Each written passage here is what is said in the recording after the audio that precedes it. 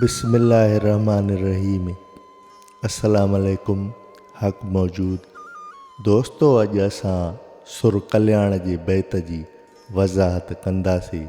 लतीफ़ सरकार फरमाए थो, जे मथे वटि मिलनि त सभु कंहिं सद थिए, जे मथे वटि मिलनि त सभु कंहिं सद थिए, सिर ॾिने सट जुड़े त आशिक ईअं अचनि, लिधा ते लभनि मुल्ह महांगा सुपरी।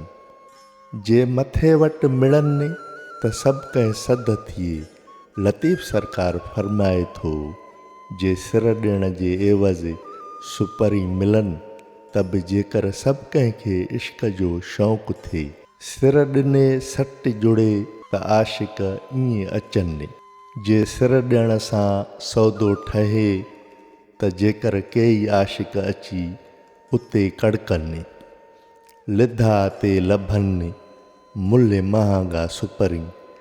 बेबहा सुपरी कंहिं लिखे सां था मिलनि।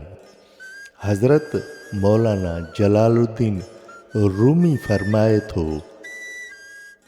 जेकी बि असीं ॾिसी वाइसी रहिया आहियूं तिन सभिनी शयुनि खां इश्क निराली शइ आहे। माहियत जे लिहाज़ खां इश्क तमामु मग़फ़ी शइ आहे ऐं असर जे लिहाज़ खां बिल्कुलु पधरी शइ आहे।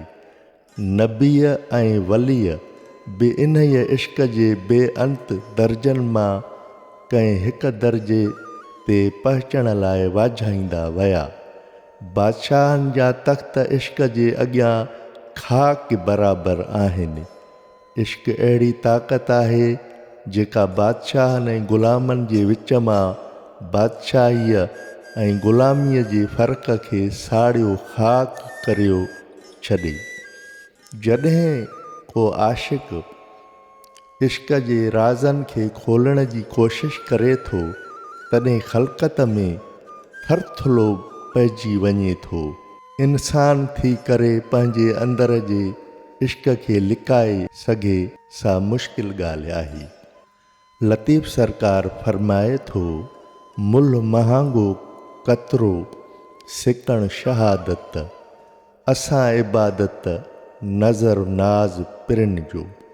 हज़रत सुल्तान बाहू रहमतुल्लाह अलैह फरमाए थो, होए हज़ारां आशिक बाहू पर इश्क नसीब कहींदे हू।